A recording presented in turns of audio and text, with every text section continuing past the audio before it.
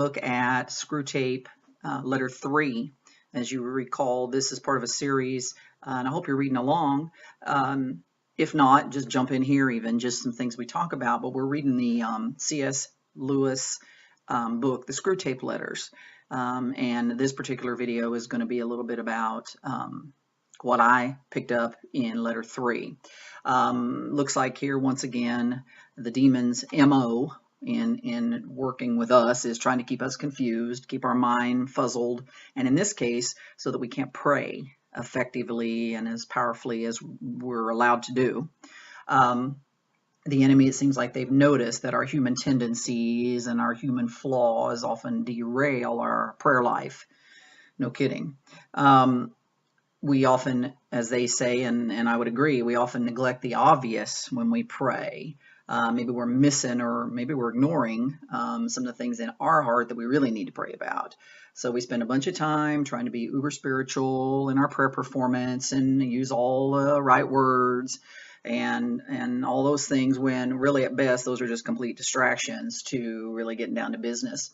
In fact, getting down to business when we pray for other people, though maybe our business is a little misguided, because what we tend to do, and it's in this letter and it talks about, is we tend to overstep our authority a bit when we're praying for other people, when we're praying for their soul, for their salvation, because that's God's job, when we'd be a whole lot better off praying for their physical body and the things that they need. So I thought that was kind of interesting, an interesting look or an interesting perspective on prayer and how we sometimes get a little off kilter.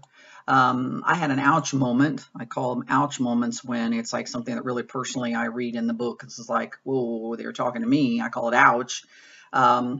When Screwtape made the observation that praying, how we pray for a loved one in particular, sometimes is way, way different than how we treat them in everyday interactions. Fair enough, true. Speaking of ouch, how about when the demon points out that we have no trouble finding faults in other people? We can certainly think of ways they need to be prayed for, when we're kind of just skipping over or conveniently overlooking the faults in ourselves. So, well, that was interesting too. And also the author weaved in here another little note, and I thought was interesting. It talked about how when we interact with other people, especially our loved ones, friends and family, people we're close to, how we expect what we say to them to be taken only at face value. But yet we interpret what they say to us, or we analyze what they say to us at a level worthy of a PhD. So that was kind of interesting too. Lastly, just a challenge maybe as we look at letter 3 or finish up letter 3.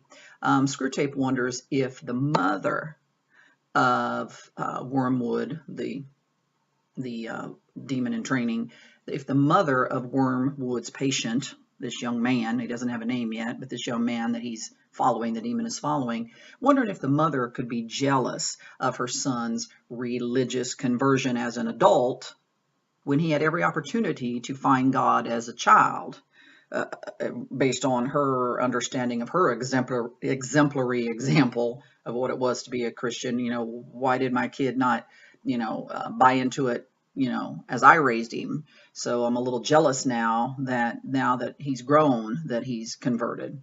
Thought that was interesting. I'm not sure why that's important. Maybe you can come up with something on that.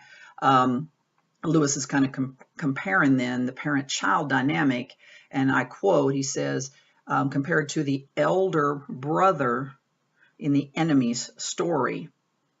I just thought that was kind of interesting. I mean, there's certainly, and remember, Screwtape refers to the enemy as God. It's a reverse of what we call enemy. But, the elder brother in the enemy's story. I wonder what that story is all about. I mean, I've got some ideas, but I'm not sure yet.